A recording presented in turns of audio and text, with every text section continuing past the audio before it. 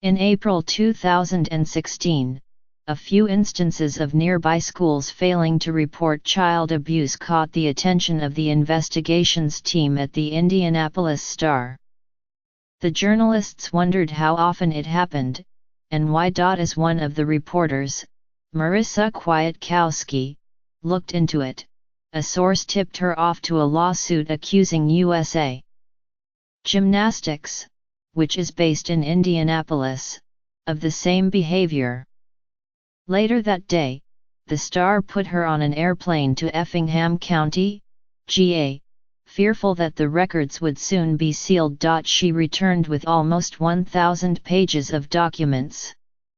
She and two other reporters, Mark Alesia and Tim Evans, dug in. The decision of the newspaper to spend on airfare to follow a lead, then throw themselves behind an investigative project that has now continued for nearly 2 years, led to the arrest and sentencing of Lawrence G. Nasser, the former doctor for the national gymnastics team who was accused of molesting Olympic athletes and more than 100 other girls under the guise of medical treatment. He was sentenced on Wednesday to 40 to 175 years in prison. But until the televised sentencing hearing turned into a spectacle as 160 women told deeply personal stories of sexual abuse, Dr. Nasser was hardly a household name. You hear people talking about it like it's something new, Mr. Evans said in an interview on Thursday. You want to say, heck, we were writing about this 2 years ago and it didn't get much traction. The newspaper was shut out of most of the industry's prominent awards in 2016, and the national news media paid the story moderate attention at best. But this week, the Star has gotten its retroactive due. Jake Tapper, a CNN anchor, said Wednesday that the newspaper was deserving of huge praise in bringing about this day of reckoning. Angela Poviolitis, Michigan's assistant attorney general who prosecuted Dr. Nasser, gave the Star direct credit on Wednesday at his sentencing. What finally started this reckoning and ended this decades-long cycle of abuse was investigative reporting, she said. Without the Star's reporting, she said, he would still be practicing medicine, treating athletes, and abusing kids. At first, the reporters hardly knew of Dr. Nasser. The first story in their investigative series, published on August 4, 2016, did not mention him, instead focusing on the failure of USA Gymnastics officials to notify the authorities after abuse allegations against coaches. Following leads, the reporters Ms. Kwiatkowski, Mr. Evans, and Mark Alesia, along with the photographer Robert Shear, traveled to 12 states and gathered public records from 23 states. Lawyers helped to unseal additional records in Georgia.